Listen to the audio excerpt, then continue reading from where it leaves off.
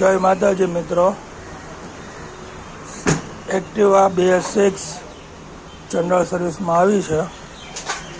ચાલો ખોલીએ અને જોઈએ શું કરવું પડશે, કેટલી ખરાબી છે તે જોઈએ. BS6 એક્ટિવા આમાં ખબર નથી પડતી કસ્ટમર હેરાન થાય છે કે ગેરેજવાળા, કારણ કે ગાડી ફિલ્ટર આપણે BS6 ગાડીમાં ગમે ફિલ્ટર ખોલીએ તો એટલું ચોકઅપ કેમ રહે છે કે કસ્ટમર સર્વિસ કરાવે છે તો ગેરેજવાળા કરતા નથી, કસ્ટમર ના પાડે છે કે હેલ નથી. તમે જુઓ કેટલું ચોકઅપ છે, જુઓ.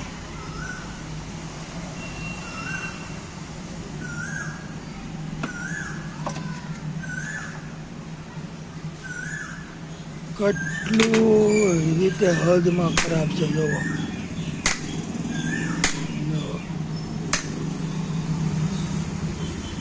કેટલું ઓઇલ વાળું થઈ ગયું છે.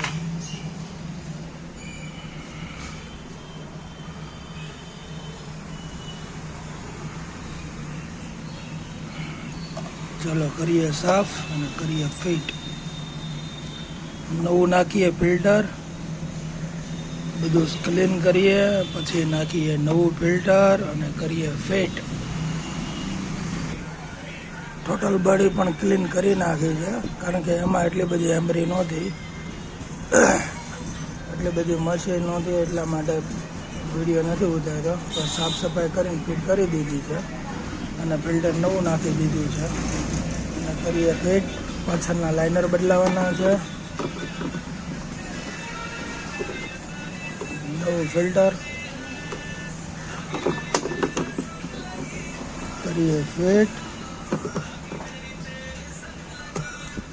ફિટ થઈ ગયું છે અને ટોટલ બોડી પણ ક્લીન કરી નાખી છે, કારણ કે એમાં એટલો બધો કાર્બન હતો નહીં, એટલે વિડીયો કંઈ આપણે ઉતાર્યો નથી. કાર્બન વધારે હોય તો ઉતારી છીએ. હા, પાછળના લાઇનર પણ બદલાવાના છે, એન્ડ આવી ગયો છે. હવે ખોલી પાછળનું વ્હીલ ખોલીને નાખીએ નવા લાઇનર અને જનરલ સર્વિસ કરીએ. નાનું મોટું ઘણું કામ છે તે પતાવી. આગળ કંઈક અવાજ આવે છે, હરક્યો કરીએ. આગળના લાઇનર રેડી જ છે, વાંધો નથી.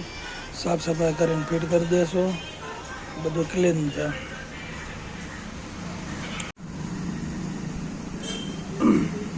ઓઇલ બદલાવાનું છે, ફિલ્ટર ખોલી નાખ્યું.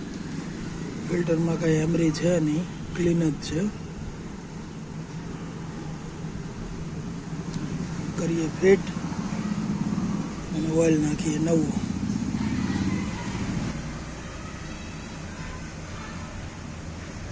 નવું ઓઇલ નાખી દઈએ. જૂનું ઓઇલ કાઢી નાખ્યું, ફિલ્ટર સાફ કરી નાખ્યો, નવું ઓઇલ નાખી દઈએ અને ગાડી કરીએ વોશ, એટલે થાય બધું ક્લીન. નવા લાઇનર નાખી દીધા, જૂના લાઇનર સાફ સફાઈ થઈ ગઈ છે. જનરલ સર્વિસે કમ્પ્લીટ કરી નાખી છે. બધું નાનું મોટું હવે ફિટ કરીને વોશિંગ કરીને આપવાની છે કસ્ટમરને. ચલો મિલતે હૈ અગલે वीडियो में. जय माता दी.